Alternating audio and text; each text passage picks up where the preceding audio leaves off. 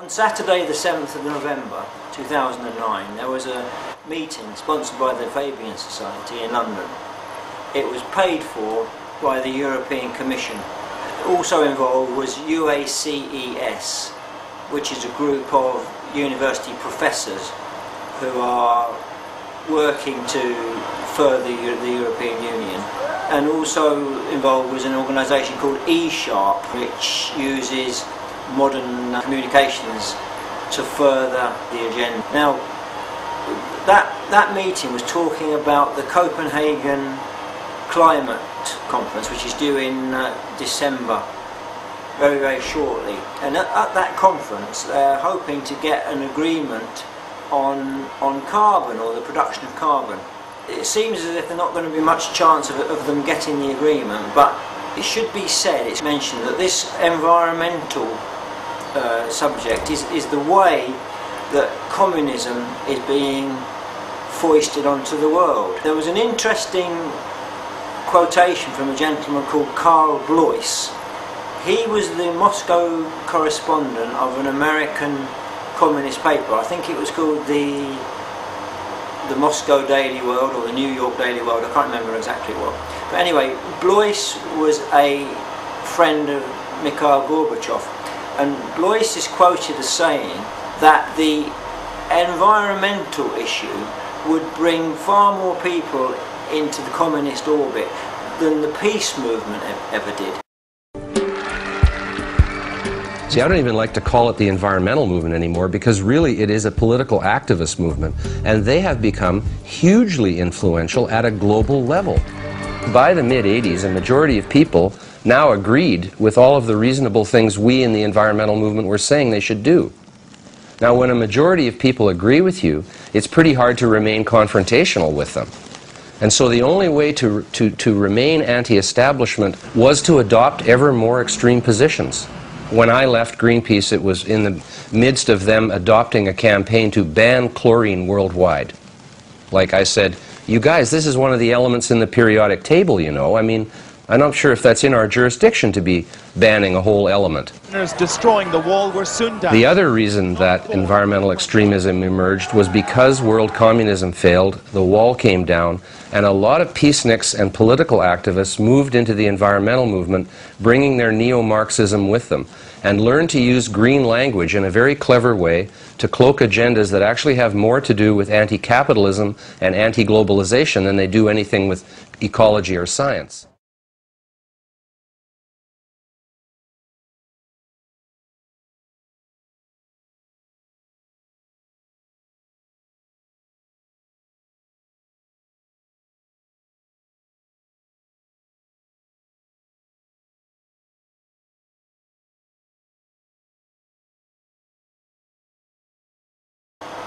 It's very important that we state that the environmental issue is being used by communists, the Fabians, European Union, to promote their worldview, which is basically the removal of people's freedom and to a large extent the removal of people's property. And we've got to say as well that this is being done on bad science which has now been proved to have been cooked up by the United Nations and others. This carbon issue, there's many people that have studied it, but the Soviets have studied it. They've drilled down into the Antarctic ice. They've gone down, I don't know how far, maybe even 3 kilometres, I'm not sure, an awful long distance, and they can check the amount of carbon dioxide that was in the atmosphere at any given moment, right back thousands, I guess even millions of years ago.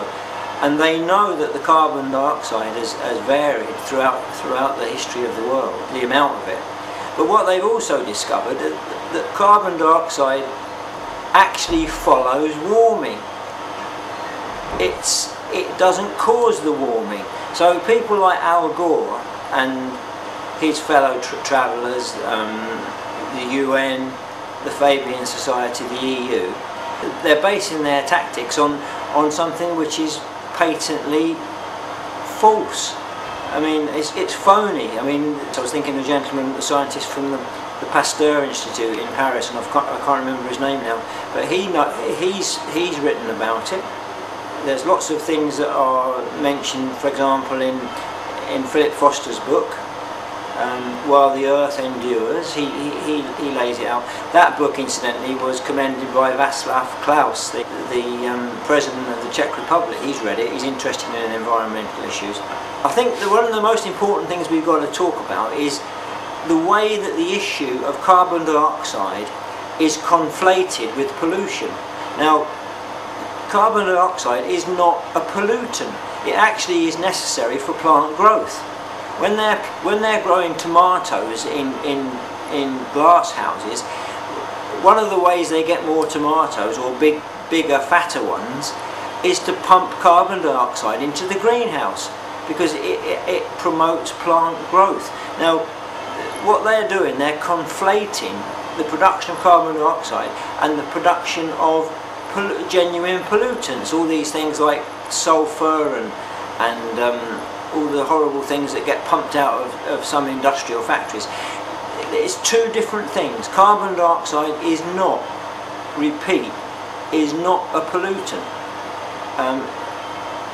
It is important to get these other things under control. Of course it is. It's very important. But the United Nations, the EU, the Fabians, all these organisations are basing their political aims on a lie, and I think that's very, very important to state that. There's plenty of information available on the internet. There's more and more and more of it coming out. Al Gore has got a conflict of interest. He's got shares in a company in America, Silver Springs, I think it is, that's profiting by the political adoption of this carbon scam. So that's the important thing, to get that information out. Well, we need to just cover the subject of carbon trading.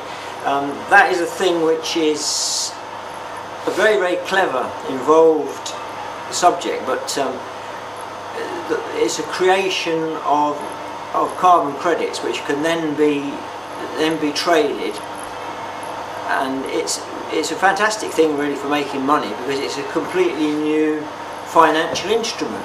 That is one of the reasons why the City of London is so keen to support it. In the final analysis, the idea is to take money from the rich, the Western countries, and distribute it into the poor countries. That's the theory. Whether that is likely to happen to the benefit of the population of those countries, I would be very, very surprised. I think it's much more likely to be a scam to make money, because it's certainly based on false science. So if they can base it on false science, it certainly doesn't bode very well for the general ethos of the thing. But what actually is a carbon credit? That's a good question, isn't it? In this scheme, carbon credits are issued to different countries, which is actually a license to produce carbon dioxide. And then if you produce more than you should do, you've got to buy some credit from another country, or if you don't produce as much as that they say that you're allowed to, then you can sell it.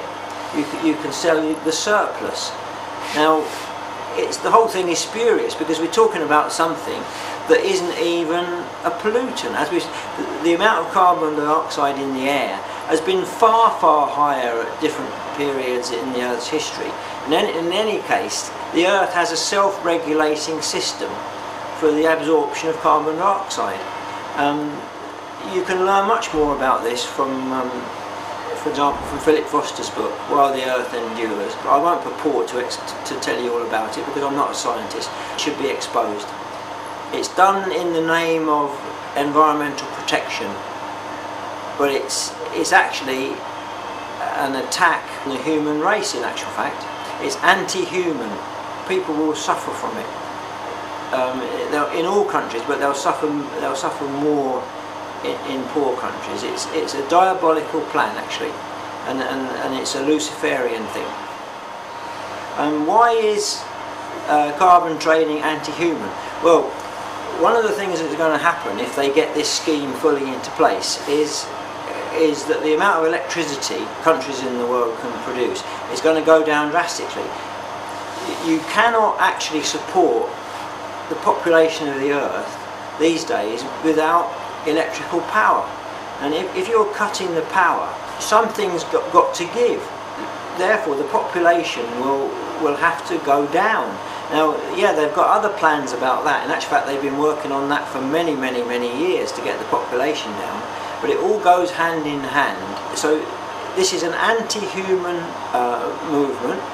You can trace it even back to beginning of the century, to people like Bertrand Russell that advocated euthanasia. You can trace it right back to Thomas Malthus, who was an agent of the British East India Company in the early 19th century, who advocated culling the population. This is a new aspect of the same thing that's been mooted now for nearly 200 years.